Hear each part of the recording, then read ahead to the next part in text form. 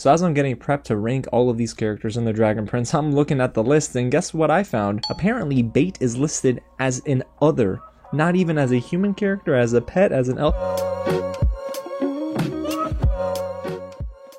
What's going on, everyone? James here with another real ranking, and yes, I'm going to give you my top 7 characters in the Dragon Prince because guys, season 4 is right around the corner, and hey, I just am trying to find any excuse at this rate to talk about the Dragon Prince, so I thought, what the heck, we might as well get the hype train rolling once more and dive into my 7 best characters in this series. We'll get started with my honorable mentions and some that didn't make the list as well, but guys, before we get into this incredibly hard list, if it is your first time here at the channel, welcome to Real James, where I love talking about movies, TV, and all the news in between. So if you do too, go ahead and hit the big red button below, subscribe to the channel, tap on the bell, and hit the thumbs up button for more Dragon Prince content just like this, because season 4 is coming in November, and your boy is going to do his best to get all the reactions, all the reviews, and maybe all the interviews.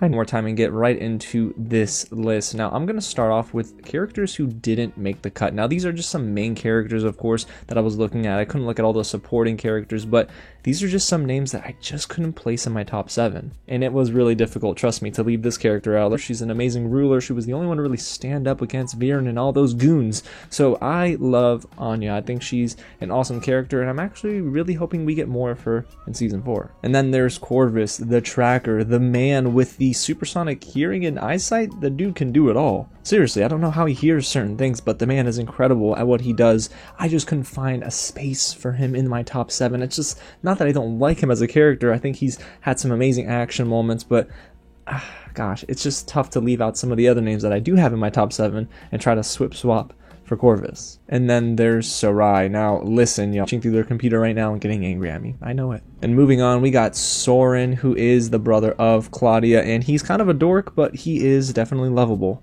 Yeah, this guy's really grown on me. I'm not gonna lie to you.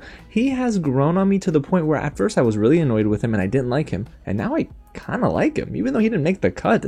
Soren, yeah. And also, he was done way dirty by Claudia. I don't know. That entire family has done Soren dirty, and I do not like how they treat him. So, we're Team Soren over here, y'all. But let's go ahead and move on to Janai. And even though, yes, she is the love interest for Amaya, they are together, I just really didn't find myself putting her into my top 7. But again, in those first look photos, which we just dropped a video on, by the way, from episode 1 of season 4, I think Janae, is it Janae or Janai? Correct me in the comments.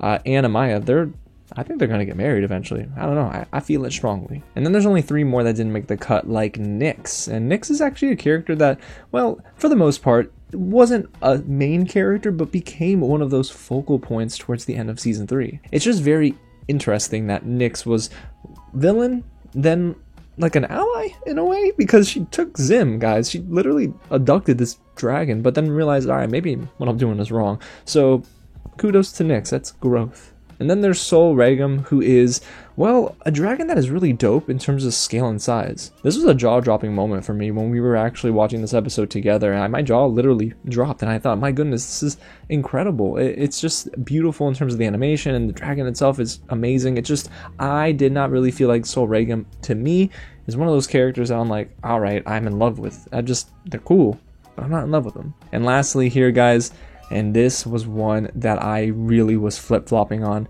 and that's Runan. Runan is dope, alright. Runan is vicious, especially at the beginning of season 1, but man, Runan is one of those characters that I feel like I'm going to make a complete turn on and be like, heck yeah, I'm rooting for them, because right now, I like whenever they appeal of my top 7, but before that, I have 3 honorable mentions for you, and it starts with Bait. Oh, Bait. I love this little feller. He is adorable. He is always, you know what? He is always looked down less upon, I guess, compared to the other members of this crew, but Bait has played an integral role in keeping Ezran calm and being the constant in this group. He literally is not shaken or stirred. However, he does turn blue in different colors, I guess, when he is in trouble. But Bait is incredible, and I love this little guy. He's so adorable, and I want Bait. I got myself an Appa. I need a Bait. And then there's Harrow, King Harrow, who's voiced by Luke Rodrigue, and this is one character that I actually really grew to love. At first, they didn't show us enough of King Harrow for me to be like, heck yeah, I'm all the way in, but Harrow is an awesome character, but I like his flaws. I like the way they wrote Harrow, I think, more than I like the character of Harrow himself.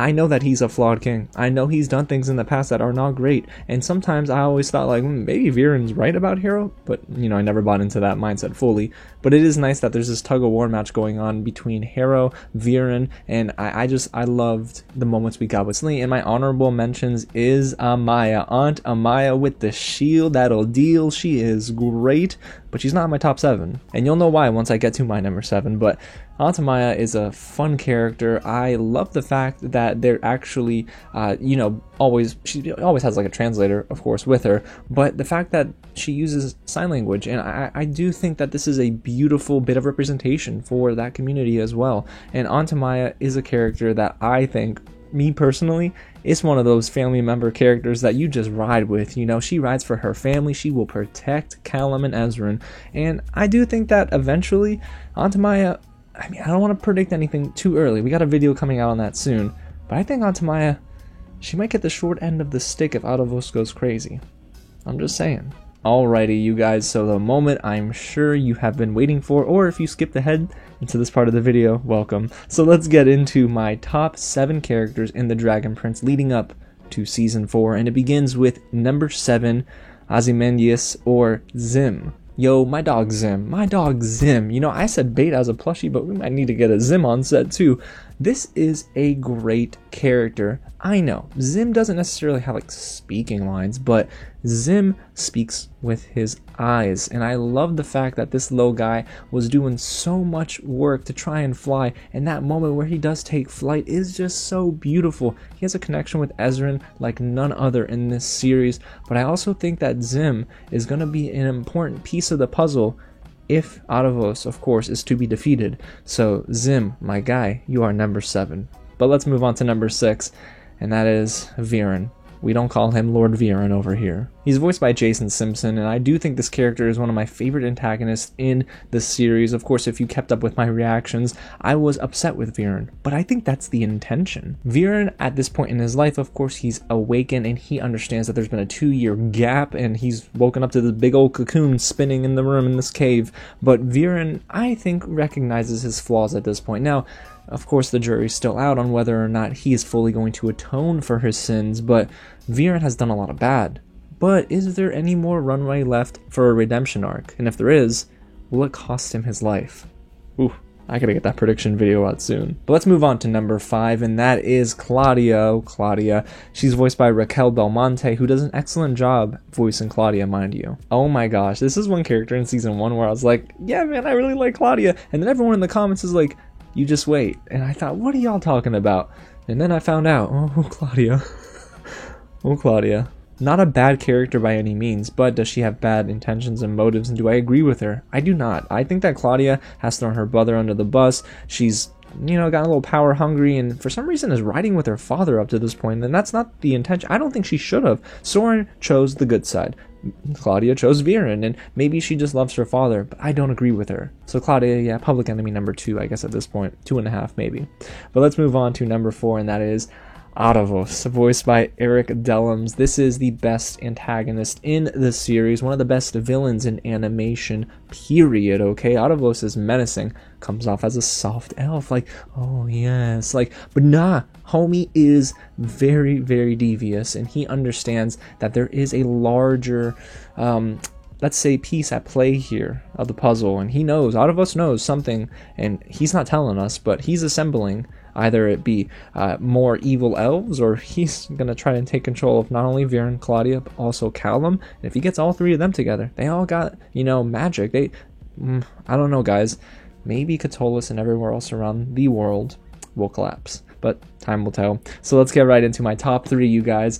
And that begins with number 3, Ezran. Oh, I love Ezran, voiced by Sasha Rogen, and man, something about this character, it gets me in my feelings, guys, okay? Because in terms of how optimistic Ezran is, and Ezran did a good job as king, by the way. I know it was temporarily in a way, but like, Ezran did a good job. I think that Ezran gets the short end of the stick far too often because he's so optimistic. He is the light in the midst of a dark period of time in this world of the Dragon Prince. But my goodness, is Ezran a great character. I really love all of the motivations for Ezran.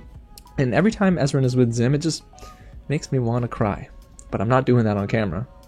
Wait, okay, maybe I will. And now to get into my number 2 pick for favorite characters in The Dragon Prince, and that is Callum, voiced by Jack DeSena. Oh gosh, something about Jack DeSena, how he is so versatile. Yes, sometimes you hear Sokka every now and then with Callum, but I think that Jack DeSena brings a different type of energy to this character, a character who of course loves Rayla, of course wants to protect Catullus and his legacy and his family and his friends, but he understands, I think, that there's more out there. He wanted to have magic. He wanted it to be better. It's almost like that effect of being surrounded by people who have power, or powers, literally, in this world, and not having any. And Callum, well, he's got wings, and the man can use rain protection spells and all these things, but he's getting too obsessed with his mirror.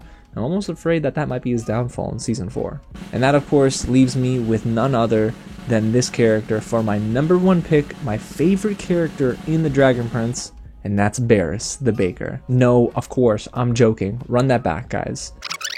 My favorite character in The Dragon Prince is Rayla. She is my number 1. She's the MVP of this series. She's voiced by Paula Burrows, who does an incredible job at really finding the nuance in this character. There's a lot of emotion, there's a lot of humor, and that comes via Rayla sometimes. I mean, so, yeah, she'll make stupid dad jokes, and every now and then she'll make those corny one-liners, but Rayla is grounding this crew, and I love this character. From the very first episode, Rayla was my favorite character. From literally the very first season, I thought to myself, Rayla, there is no one that's topping Rayla. We are Team Rayla over here, okay? That's why when Raylan got together, that's why when that ship finally docked at the bay, I cried. I'm not lying, I cried. But it makes me nervous that we haven't seen anything of Rayla in Season 4 yet. In both clips released, no Rayla. In all the screenshots from Episode 1, no Rayla. So that leads me to believe that we're getting Rayla in the middle of Season 4. And if that's the case, I wonder if we get a solo Rayla episode, and eventually, by the end, Rayla faces off against Autovos. Now, do I think that Autovos kills Rayla?